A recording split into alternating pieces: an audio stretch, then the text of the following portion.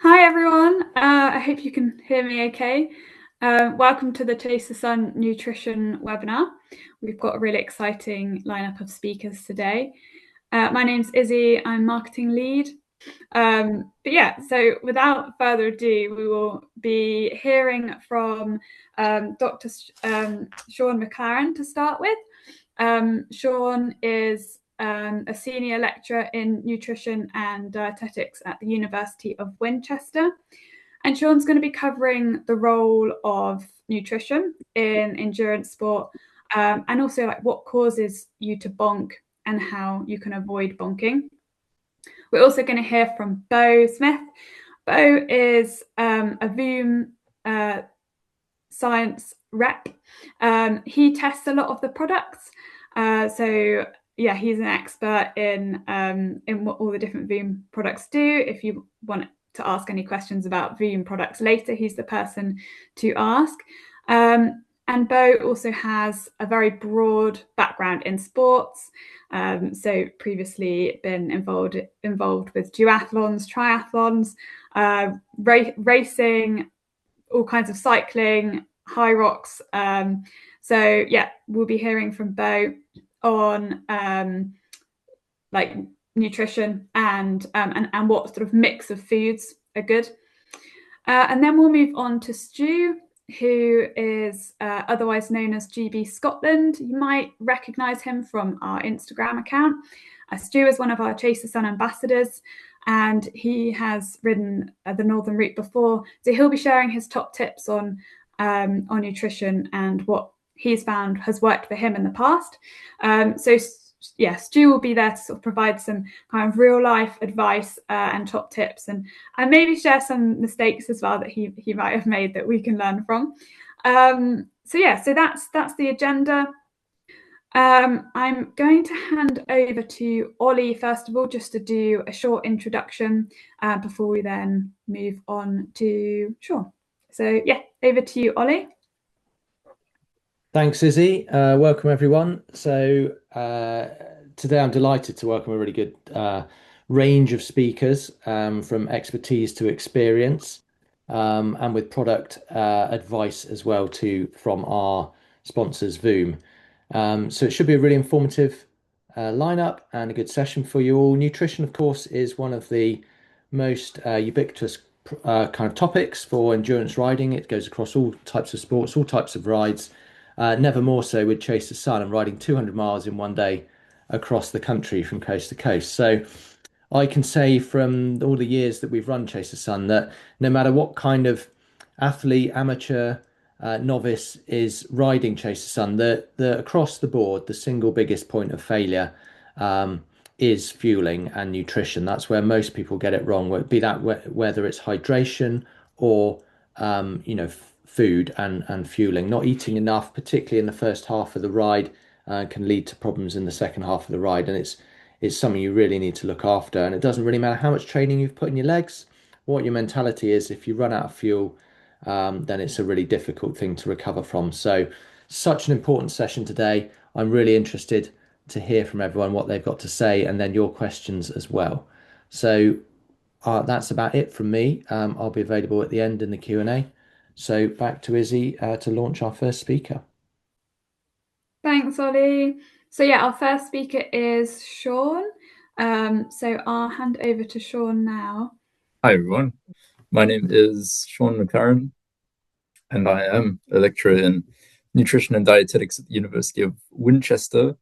My interest in sport and exercise nutrition mostly stems from teaching it as a subject. And while I'm not a cyclist, I'm not quite brave enough. I do a lot of running, particularly sort of half marathon distance. So I've got a bit of an idea of what endurance will feel like. But I think what you're going to attempt in almost exactly a month's time is quite commendable as an endurance activity. So let's take a look at nutrition for endurance sports and what causes bonking and how to prevent it from happening. All right, so this is the brief agenda. We'll take a look at physiological stresses related to endurance sports, how nutrition plays a role, fueling, what is fueling work. It might be a bit sciencey. And then what causes you to bonk, and finally how to more prevent than recover from a bonk, but how to prevent and recover from hitting the wall. And that's our plan. So the first thing to cover, and Ollie has mentioned hydration as part of the story, and we'll see it come back later in terms of sort of the physiological stress and what your body and what your brain is telling you, and essentially trying to shut exercise down. One of the really key factors, I think, for an event like Chase the Sun is heat. You are going to be cycling from probably 4 a.m. till late in the evening, and by definition, you cannot be more exposed to radiation than you will be on this event, because it is the longest day of the year, or it'll be the 20th, so the day before, but the few minutes difference, I don't think anyone's going to notice. So with heat generation in endurance exercise, your heat is generated in working muscle. So as you're cycling and the longer you're cycling, more heat is being generated. Your body's got a few really clever ways of dissipating that heat. One of our really key physiological adaptations as human beings is our ability to sweat and get rid of heat generated. It's what's one of our evolutionary adaptations that makes us so wonderful as creatures. So the heat generated in muscle is carried to the skin, where we can start radiating heat into the environment. So we lose heat in that way through sort of blood vessel dilation and losing heat out. You'll notice the cubes at the bottom of the screen, and the relevance of that is sort of, there is a sort of limit to this, and what you'll find is larger bodied athletes will have a harder time losing as much heat, because as body size increases, the ratio of surface area to volume is smaller. So you've got a larger sort of engine generating heat and less space to actually dissipate that heat as the body gets bigger. So your smaller athletes tend to be more efficient in getting rid of excess heat. Another really key adaptation that we have is our ability to sweat, and it's evaporated sweat that actually cools the body. So wiping it off with a towel is a bit counterproductive. You need to actually evaporate that sweat off. But the cost of that is, of course, that we lose fluids. And in most people, this can be 1.5 liters to 2 liters per hour. So if you think about how long you're going to be cycling for on the day, it might give you an indication of what you really need to be replacing. With drinking, you do want to try and avoid getting dehydrated, but also avoid overhydration, especially on such a long event. So there is advice around the actual volumes to consume per hour. It might also be, it might make sense to drink to thirst as you go through, and don't allow yourself to become thirsty. And then you'll be actually gaining heat aside from exercise, but from the sun and from your physical surroundings. So all of this will be sending signals to your brain that you are working hard. Now onto the other aspects of nutrition. Fluid is one part, but the actual fuel that you use is another. So this graph is one of the sort of seminal works in endurance sports exercise nutrition physiology. It comes from the 1920s, when we first started measuring such things, and there was a sort of the beginnings of the scientific interest in that. The graph on the left, you can see this is to do with running distance and lactic acid generation. You can see as the distance increases, that slope sort of descends. So you generate lactic acid through anaerobic exercise. This is usually where you're kind of working harder than your body is able to use oxygen for creating ATP, the fuel for muscles.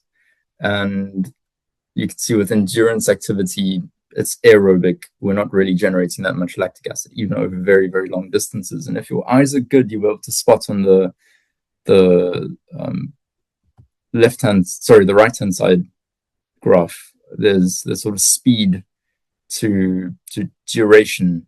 So duration on the bottom, on the x-axis, and speed on the y. And if your eyes are good, you'll spot that men's bicycling, because it's from the 1920s, is sort of halfway down one of those curves, and you can see as the length of activity increases, so the average speed decreases. So this is a relationship between the speed that your body will allow you to go and the length of an event.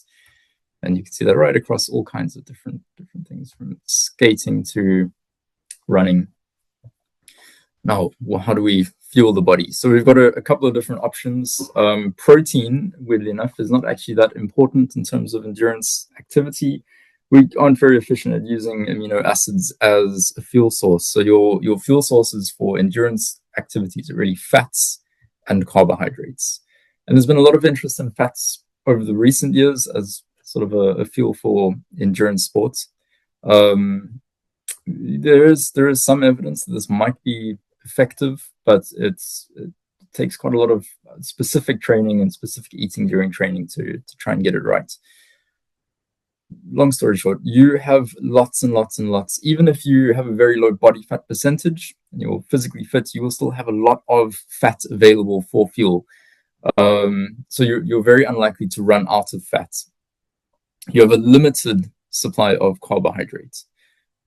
A couple of thousand calories worth of carbohydrate stored in your muscles and in your liver that you can use to generate ATP.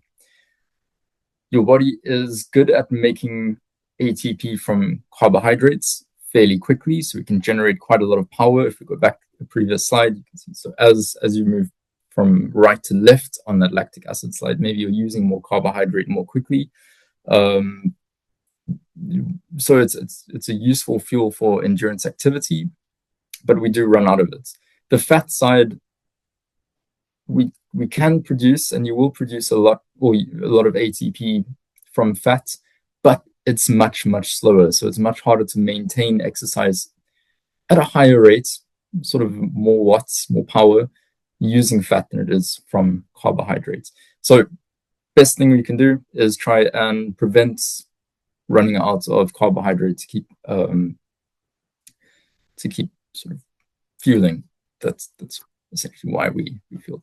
And these are just some more graphs showing exactly that sort of thing happening over time as the duration of an event increases. So you're on the right hand side there, as the activity increases in its duration, so we see a switch from carbohydrate oxidation to fat oxidation, using fats as the sort of primary fuel source, if you like. This is without replacing that carbohydrate. And intensity is also really important here. So this is on the left-hand side presented as a percentage of VO2 max. So you can sort of see more sedentary activity, you'll be using more fat. So if you're not on the exercise bike now listening to this, if you're just sitting on your sofa or around the kitchen table, it's likely you're using fat as your fuel source right now at rest. If you had to sprint down the road, then you would be using probably, depending on the length of the sprint, more carbohydrates, muscle glycogen. You can see at a higher percentage of your VO2 max. So there's a relationship between intensity and duration and the types of fuels that your body will use. So now we have the sort of background for the types of fueling that we have available. What causes you to bonk? Focusing on carbohydrate and fats. Take a look at this research from the 1980s. Really interesting work that was done there. Athletes that, this is, I think, running to sort of exhaustion essentially over time, or over a marathon distance. Actually, they simulated a marathon and measured fats and carbohydrates in the blood and the rates of oxidation of those things. Our participants all ended up with low plasma, well, not all, sorry. You can see the athletes all found over time that fat oxidation increased and the amount of fat released into blood for oxidation increases over time. So that was regardless of how fatigued they were at the end. Fatigued here is the athletes that essentially bonk. They hit the wall at some point. But what is interesting is the non-fatigued ones, the ones who made it to the end of the race, the simulated race, without bonking, even though the fat oxidation increases, there's no real difference in or change in glucose oxidation and plasma glucose levels. So they were replenishing that over the course of the race. And so the first thing that you can do if you want to prevent bonking is to actually just supply enough glucose to prevent fatigue from taking place. So this is what's known as the peripheral fatigue model. It's sort of related to the physiological aspects of things that are happening in the muscle, as opposed to central fatigue. There's less scientific support for this as a cause of bonking, but it's sort of something that is still investigated. This is sort of central nervous system, central signals that are kind of telling the body, okay, now is the time to stop.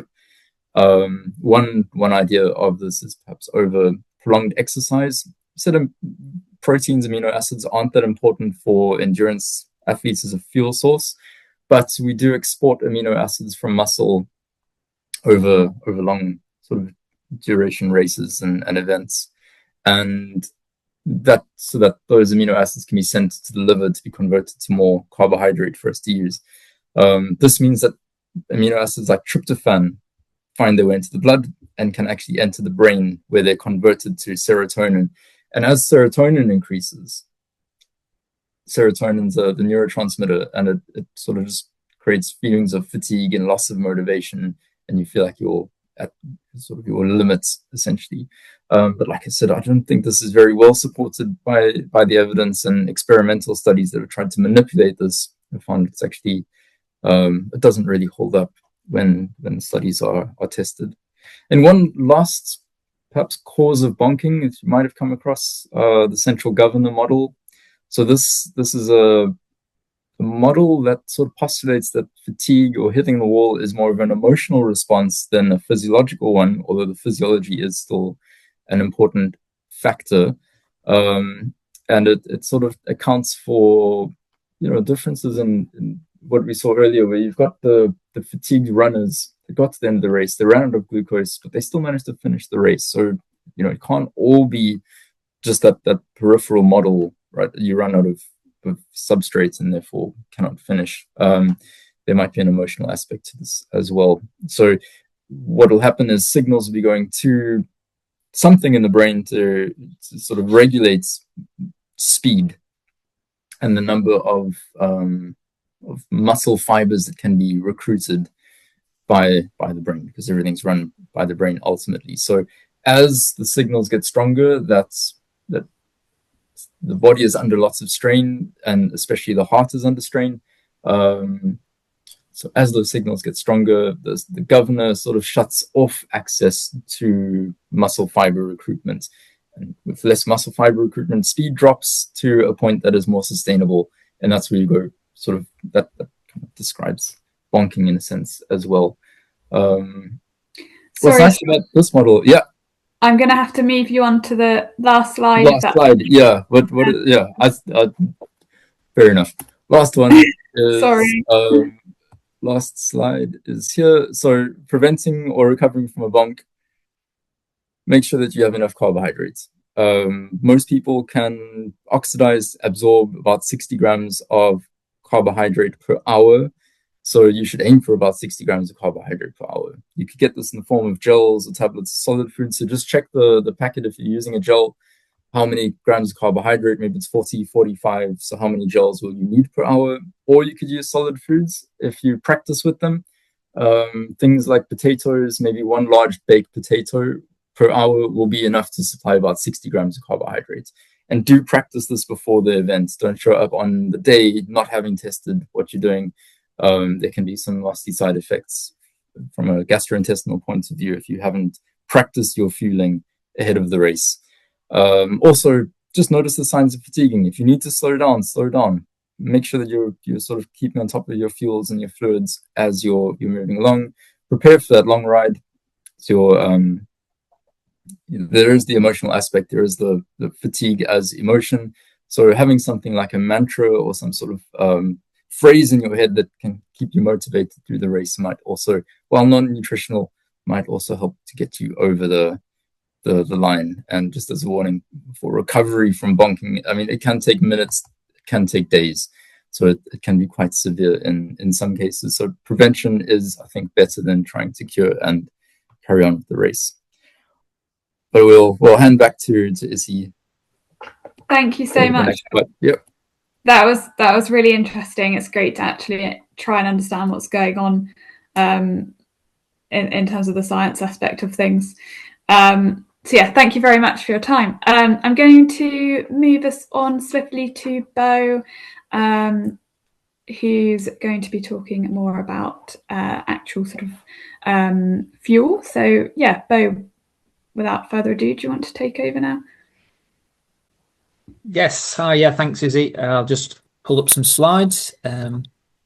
Yeah, perfect. So yeah, just very briefly, my name's Beau Smith. I'm a brand manager here at VOOM Nutrition, and we're the nutrition and hydration partner for Chase the Sun again this year, which we're really excited to do. So as a very brief background for me, Izzy touched on a bit of this. I've had a background in elite level triathlon. I've raced duathlon, all different disciplines in cycling, crit racing, time trials.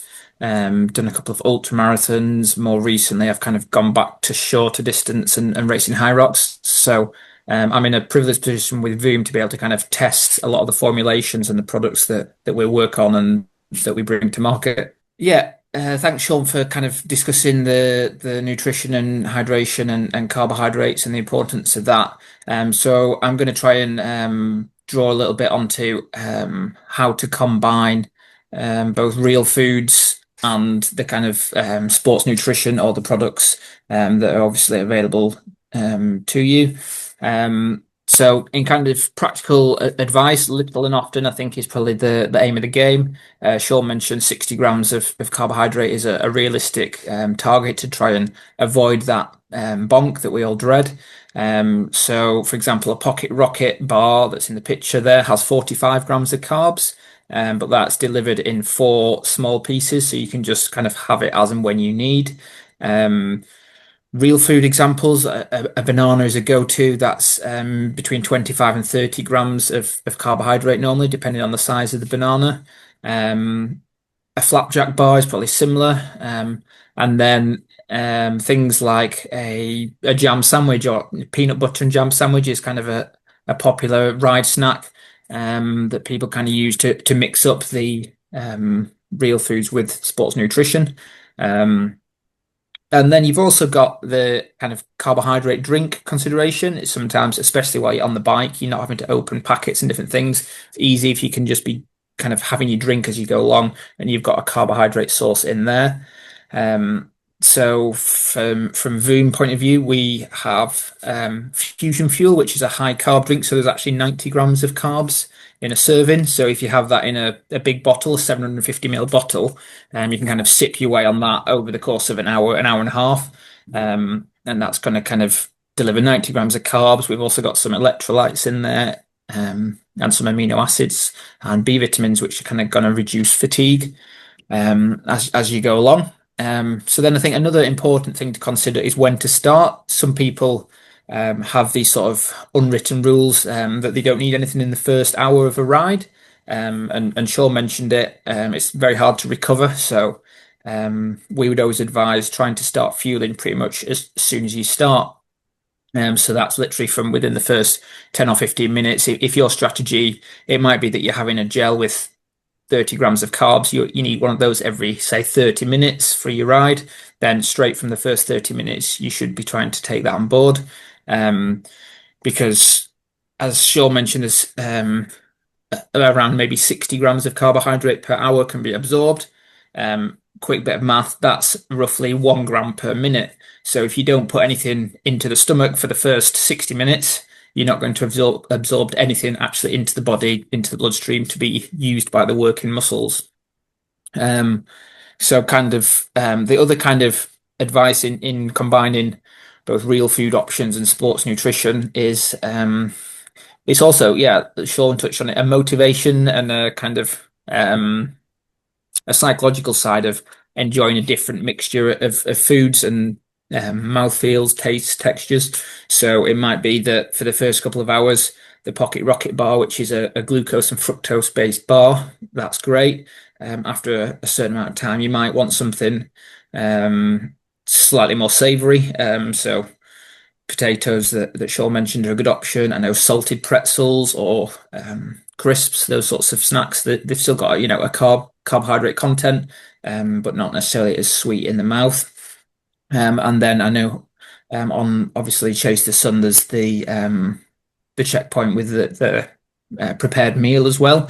So I'm guessing that'll be something either rice or pasta based. So they're other good carbohydrate sources that in my experience on something longer on an aid station, I don't necessarily count them within if I'm aiming for 60 grams of carbs per hour, I would still be trying to do that hour 1, hour 2, hour 3.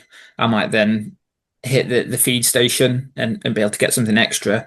But as soon as possible after that, I would then try to settle back into that kind of regular routine.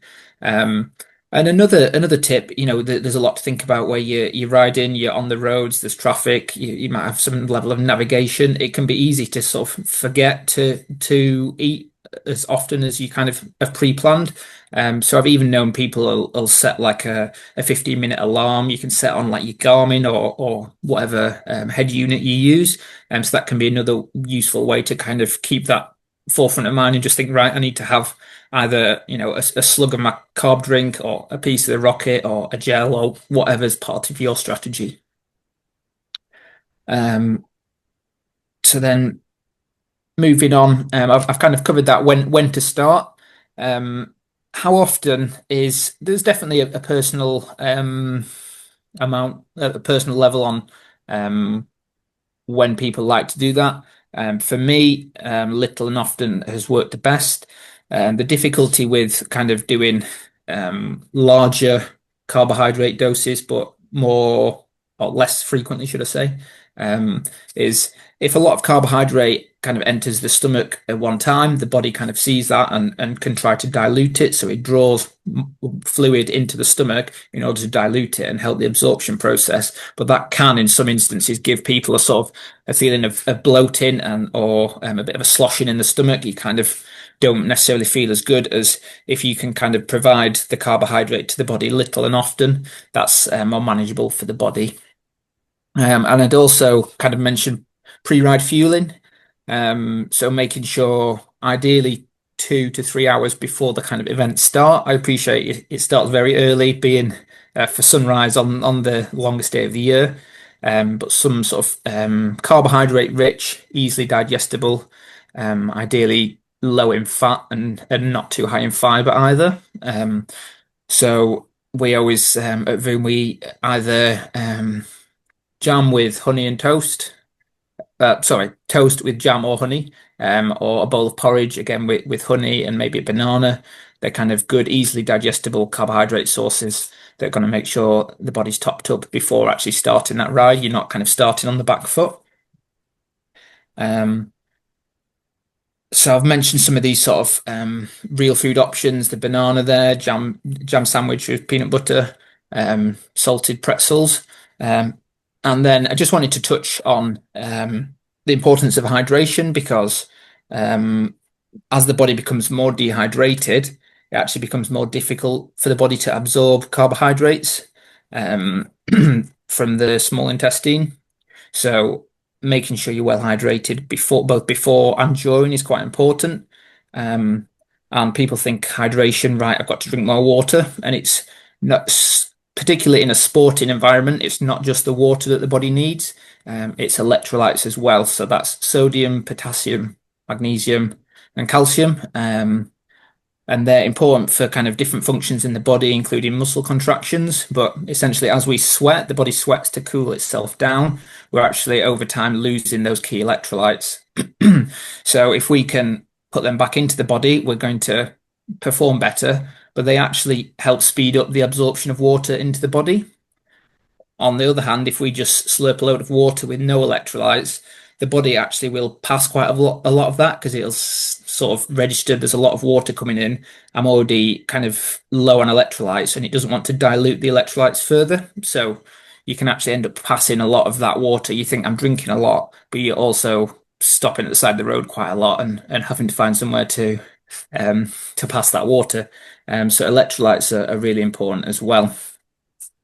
And then just kind of bringing it round to VOOM before I hand back to Izzy. Some of the kind of the key products, I've mentioned the pocket rockets in the middle there. So they're kind of an alternative to an energy gel. They're similar in that there's fast acting carbohydrates in there. So there's glucose and fructose. There's 45 grams of carbs in a bar, which is twice a kind of a standard gel. It was used to be 22 grams or so of carbs. They are getting bigger now. I know SIS do like a 40-gram gel. But the beauty is, as I say, the 4 pieces within the bar, so you can have little and often. Rather than you open a gel, you're pretty committed to having to take it there and then. And then the fusion fuel I also mentioned, so that's a great product for kind of removing some of the thinking. There's 90 grams of carbs in a sachet there, and that goes into your bottle, and you've got sort of an hour and a half, sometimes 2 hours worth of carbs there if you have a couple of other snacks on the go as well. And it's got a unique formulation, so there's 3 carbohydrate sources in there.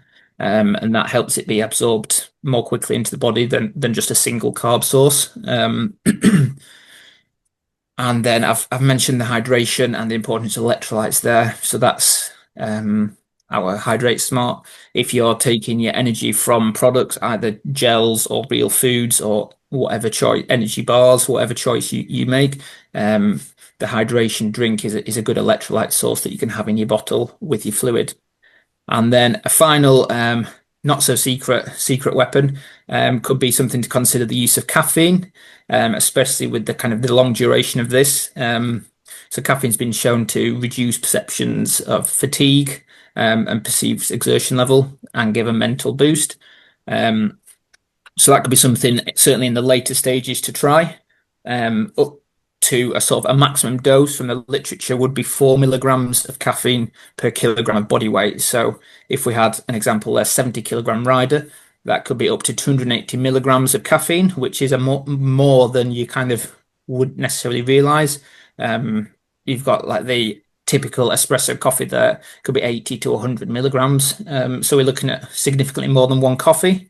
And as we've flagged in the bottom there, different individuals respond differently, so it's definitely something to test in training, but it could be something really useful in the later stage of the event as you tire. So the VOOM Pocket Rocket Caffeine Kick has 175 milligrams in the full bar. Again, it's in those 4 pieces, so you don't necessarily need to have all that in one go. It could be that in the last 2 or 3 hours, you start to have one piece every 30 or 40 minutes. So yeah, that's VOOM in a nutshell. Hopefully I kept that on track. Yeah, thanks so much, Beau. Yeah, that was really great. I'm going to hand over to Stu now, who has ridden Chase the Sun before, and he's one of our ambassadors. And he'll be sharing a bit of real life experience of fueling on Chase the Sun rides. So over to you, Stu. How do I follow that? Two experts in the chat here. So for you that don't know me, I'm Stu. I'm one of the Chase the Sun ambassadors. I've got no scientific background. My experience comes from a few endurance rides that I've done, La Jog, Chase the Sun, some Audax rides. So I've got a bit of experience on the bike. And when it comes to fueling, I'm not going to go into the scientifics background because I've got no clue. I don't really understand it all, but I do know how important fueling is. So I've got no slideshows to show you. So you're just going to look at my face for the next 9 minutes. So Chase the Sun is one of the most epic rides you're probably going to do if you've not done it before. 200 miles in a single day. I mean, if you think about that from where you're sitting just now, if you go 200 miles straight up into the sky, you're going to be like 50 miles short of the International Space Station. That's a pretty epic ride in one day. I think it's more of a fueling and hydration challenge that disguised as a ride more than anything, to be fair.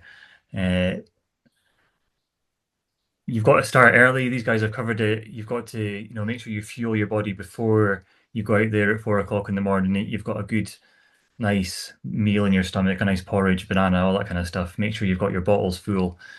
I think it's about every 35 miles, roughly, there's going to be some sort of feed station for you to use, whether that's a van at the side of the road or one of the local halls where the local people all volunteer. They all come out and make food and real food. So at the start of the ride, I certainly used bars, and I'm not really a gel lover, but I always take gels with me just because I know how important they can be, especially if you're getting to that point where you're getting tired and fatigued. So I think most people, like myself, might start out with bars and gels and what they can carry. Uh, but really for me, I really made the most of the feed stations for two reasons. One, I was getting real food. I struggled with flavor fatigue over long distance ride like Chase the Sun, where you're eating the same thing because you know it's got the right amount of carbs and it's got the right amount of everything you need to fuel your body. But eventually your body's like, I can't take any more sugar or I can't take any more carbs. Again, I don't know the science behind it, but that's the way it feels. And it starts to play in your head then that you can't eat anything because you don't want to eat that next bar because you're sick of it. So I remember, I think it was a mile 150. It was mentioned having crisps and pretzels. I thought it was going to be like another banana stall, which there was, another banana stall or gels or something coming out of the van, but it wasn't. It was crisps and pretzels. My body must have been craving it because the salt and the crisps, it was just like the most amazing.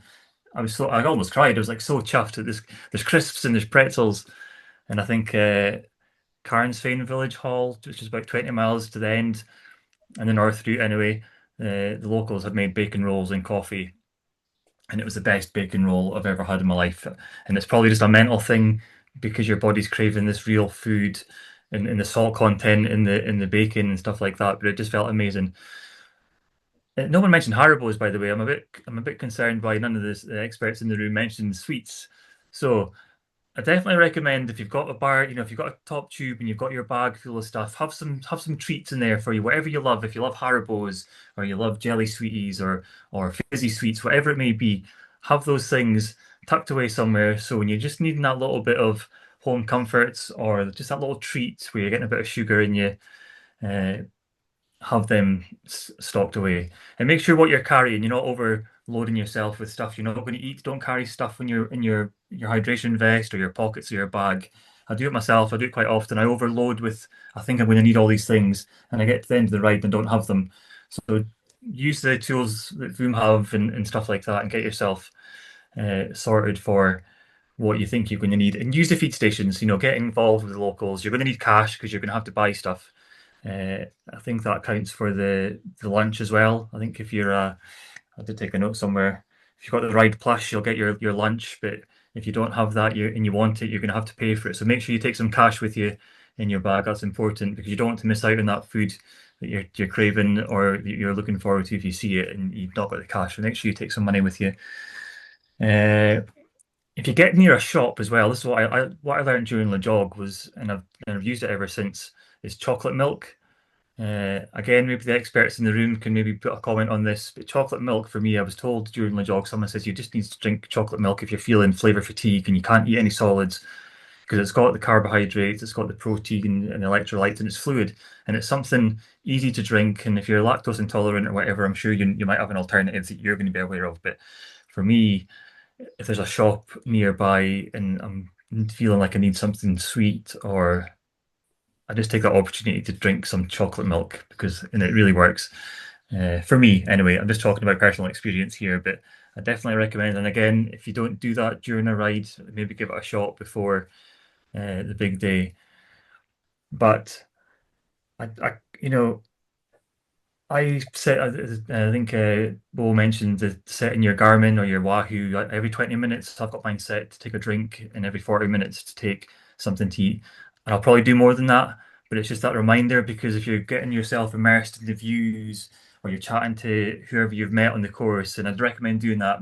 Talk to everyone because it's amazing the people you'll meet and the stories you'll share, and that helps pass time because it's a long time to be on the road and on your bike. I think I was like 18 hours in total, 15 hours riding time. And I burnt like 8,000 calories according to Strava, and I don't know how accurate that is, but I'm sure it's somewhere around there. It's a lot of calories to burn, so it's quite amazing looking at all the stats when you get to the end and you've seen what you've achieved, and you will achieve it. But right, definitely, if you're going on your own or you're going with friends, you get split up, just get speaking to people, because it'll definitely mentally help you as well. And it's as much a mental game as it is a physical game. Chase the Sun, but just immerse yourself in it. You've paid a lot of money to be there. Enjoy the experience. I think, like Beau said, if you get tired, just slow down. Just really enjoy it, and don't. I know the goal's to get to the sunset wherever you're going, but I never made it last year. Was I disappointed? Not really. You know, I still achieved the goal of riding 200 miles, which is mega. It would have been nice to do it. Yes, of course it would, but the whole experience was amazing. So just make sure you get involved in everything you can. Meet the locals, say hello. I'm just checking my notes here, just making sure, because yeah. You got a lot of support for the Haribos and chocolate milk in the comments. Chocolate milk and Haribos. Make sure you take some sweets with you. You know, I'm not sure what the experts are going to say. Don't eat sweeties, but just do whatever makes you happy. At the end of the day, it's your ride, so you've got to make the most of it. And just, yeah. And I guess it's all part of the process, isn't it? It's all part of the fun when you're getting your bike ready and your bike bags and you're filling everything up, and it's all part of the process. It's all part of the fun. It's a mental game as well, because then you're getting excited about it, and you should be excited. You know, it is nervous. You might get dehydrated at the start of a ride. I certainly get bowel anxiety. I'm just going to share that publicly. You know, so straight away you've lost fluids and stuff like that just by going to the toilet. So yeah, it's really important just to make sure you've got plenty of fluids. But there's plenty of fluids out there. I remember stopping at the side of a village somewhere and use someone's tap, and it's amazing how much support you'll get out on the course. The locals know you're coming through. So yeah, just make the most of that and enjoy it, and you know, you'll make great friends like I did. And I think that's all. You know, as much as nutrition and it is, you can't underestimate how important it is. But as long as you're prepared, eat real foods when you can, when you want to, and just make sure you've got all that carbs and that good stuff inside you. You'll have a great day and just enjoy it, and it's a great experience. And when you finished it, you'll just feel mega. It's exciting to be coming back. So mistakes, I don't think it. Just make sure if you've got an opportunity to fill your bottle, and you maybe then ask yourself, well, why is my bottle not empty? You know, if you're getting to wherever you are to fuel up, then just try and drink as much as you can. Yeah, I think that's about it. Enjoy it. Bring your Harbos. Thanks, Stu. Yeah, and it was great advice. I definitely love a chocolate milk as well. But yeah, after a big day of whatever activity I'm doing, that's what I'll gravitate to. Shop. So yeah, there must be something special about it. I'm going to move on to the questions now. So the first question is from Ian.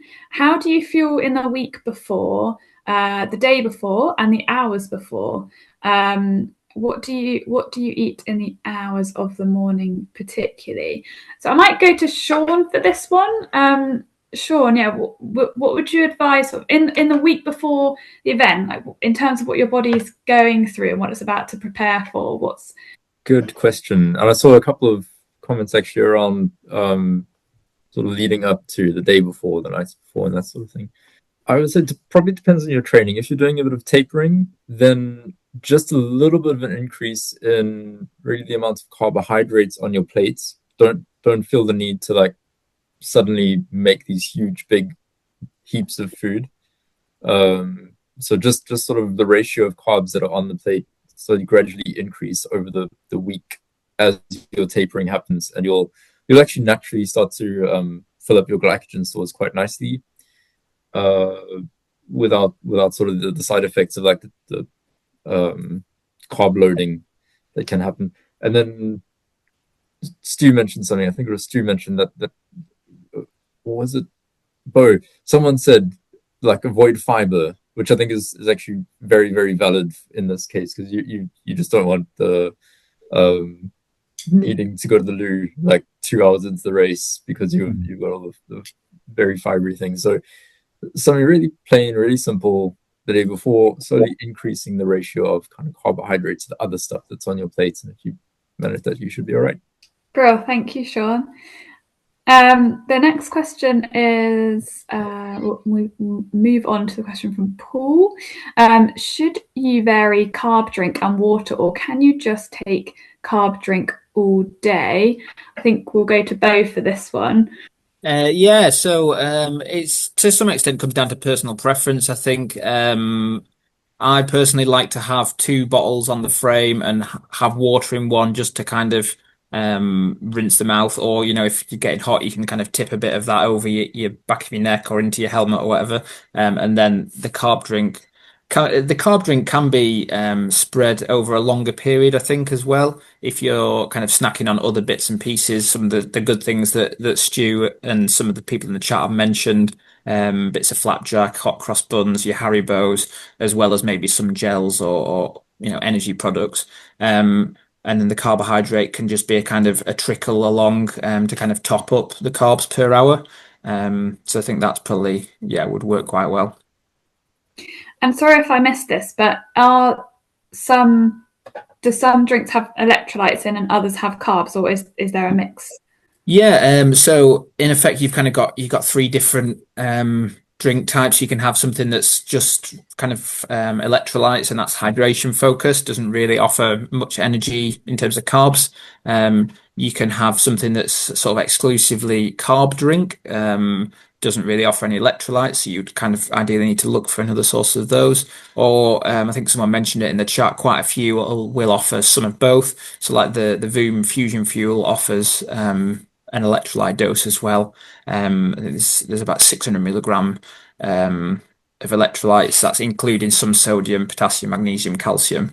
So you just kind of need to read the packets of the certain products that you use. But Fusion Fuel was designed to kind of be, if you want it to be, it can be a sort of a do-it-all with the electrolytes and the carbs. And obviously your fluid, because you mix it in water, it kind of can be a go-to for everything. Great, thank you. A question for Ollie. Ollie, would you be able to just sort of describe what aid stations are going to be available and what kinds of foods will be at the aid stations? Yeah, of course. Thanks, Izzy. I'll try and cover a few questions in the chat there. So, are the food stops listed in the route PDF? Yes, they are.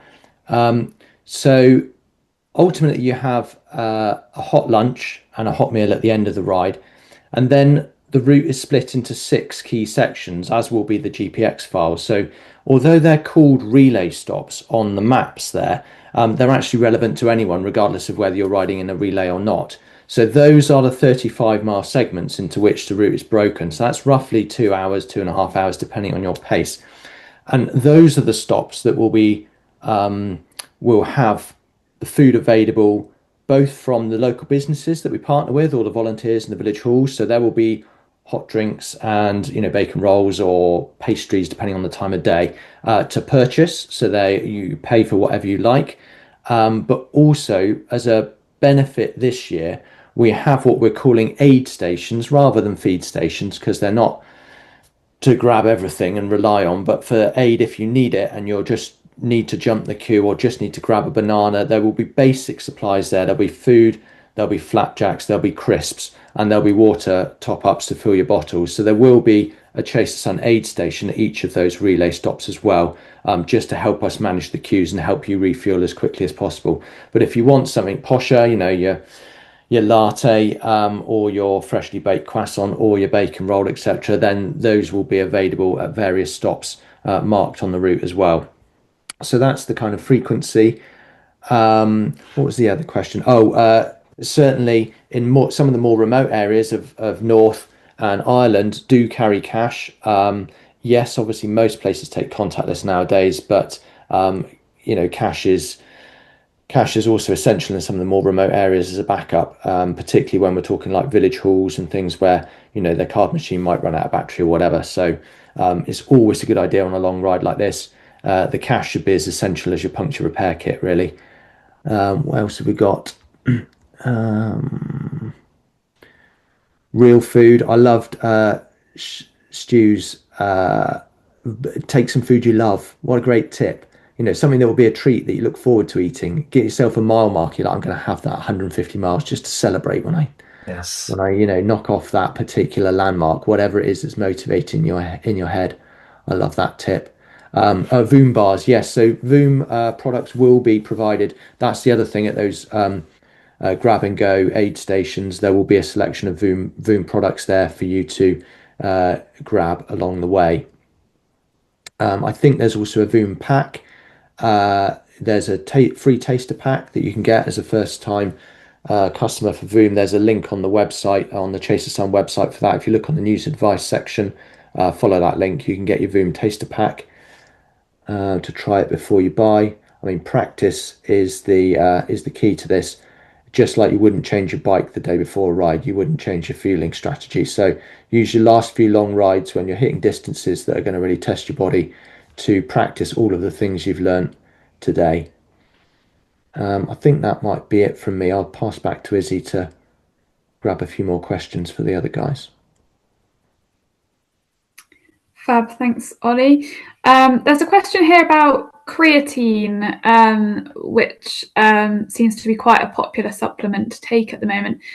Can I get maybe, Beau, your opinion on creatine and whether that has a role to play in training for Chase the Sun? Yeah, I'd certainly say there's a really good wealth of research to support creatine for kind of both strength and power, but also endurance challenges like this.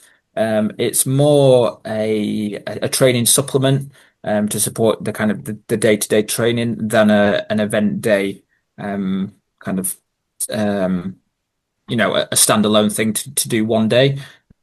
So a kind of a maintenance dose of around 5 grams a day seems to have kind of given benefits in terms of strength and endurance. I don't know if Shawn might have any more to add to that as a up to date in terms of what's out there on the latest research. Yeah, it's certainly got more interest recently. I think in the last couple of years, people have gotten into creatine again. In power sports, as you said, huge advantage. In endurance, it's a bit tricky because remember, it's a lactic acid buffer. So unless you're like powering up hills lots, you're probably not using that as much. And then it also causes a bit of fluid retention. So if you're wanting to like kind of balance the extra mass you're carrying, so that the more work you're doing with perhaps a bit of a boost up hills or whatever it is, then that's the sort of decision you're making. Thank you both. And one last question for Stu is there anything that you'll be doing this year that you maybe didn't do last year, or something that you're going to change about what food you took? I think I definitely fell into the trap of getting kind of immersed in my surroundings and forgetting to eat and drink sometimes, and I never got to the point where I was maybe bonking, but I did get to a point where I was feeling a little bit mentally fatigued and how am I going to manage to finish this, and it will play in your head, but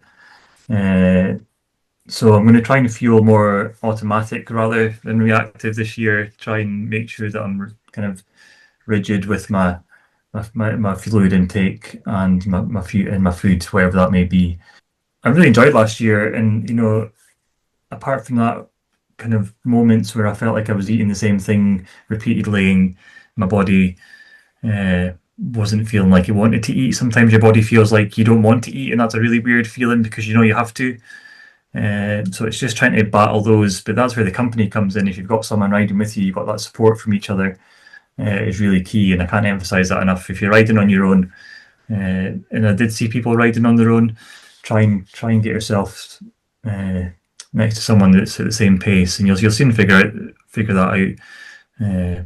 So yeah, just try and be rigid with your try and fuel and eat regularly and hydrate yourself. That's what I'm going to try and do this year. Just good to hear. Thanks, Stu.